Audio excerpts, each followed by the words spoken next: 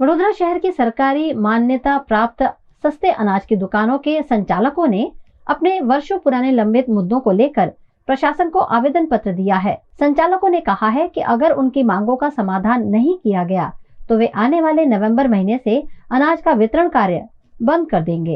એની પાછળનું કારણ સરકારને અમને પૂરતું વળતર નથી આપતી। અમને જે મહેનત કરીએ છીએ મહેનતનું જે વળતર મળવું જોઈએ એ રાત દિવસ અમે 50 કિલોની ગુણ લઈને લોકોને તોલીને અનાજ આપતા હોય અને અમને 200 રૂપિયા પણ રોજના ના મળતા હોય તો એવી સ્થિતિમાં કામ કેવી રીતે કરવું। આજે તમે પોતે પગારદાર હો, તમને ખબર છે મંત્રીમંડળને કે કેટલા રૂપિયા ખર્ચ થતો હોય અને તમે દુકાનદારોનું શોષણ કરતા હોય એ કેવી રીતે ચાલશે। આ જે શોષણની નીતિ છે એની વિરુદ્ધ, ભ્રષ્ટાચારની નીતિ છે એની વિરુદ્ધ આ અમારું આંદોલન છે અને અમે લડવાના છે। જ્યાં સુધી અમને 50,000 રૂપિયા ઓછામાં ઓછું કમિશન નહીં મળે ત્યાં સુધી અમારી લડાઈ ચાલુ રહેશે।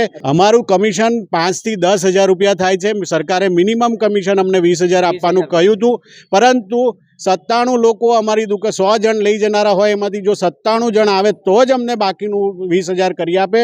બાકી 5 થી 10,000 રૂપિયામાં આજે દુકાનો ચલાવવી પડે છે।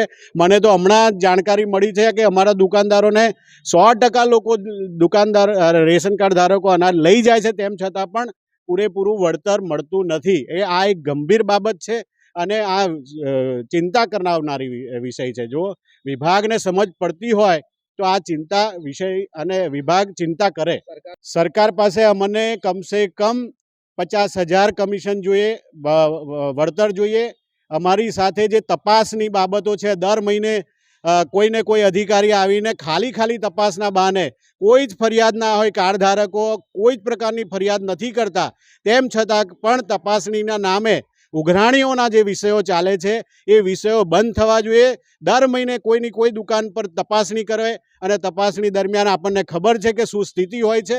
એ દુકાનદાર બિચારો ગરીબડો દુકાનદાર ગરીબડો થઈ અને પછી જે વ્યવહાર વહીવટ કરે છે એ અમારા ધ્યાનમાં છે। આ તપાસો બંધ થવી જોઈએ। કોઈ કાર્ડ ધારક જો ફરિયાદ કરતો હોય દુકાનદાર તરફે તો એની તપાસ થાય, એના માટે અમે તૈયાર છે। પરંતુ ખાલી માત્ર સવારે ઉઠીને કે ચાલો દુકાને આવો એટલે એ તપાસો અમારી બંધ થવી જોઈએ।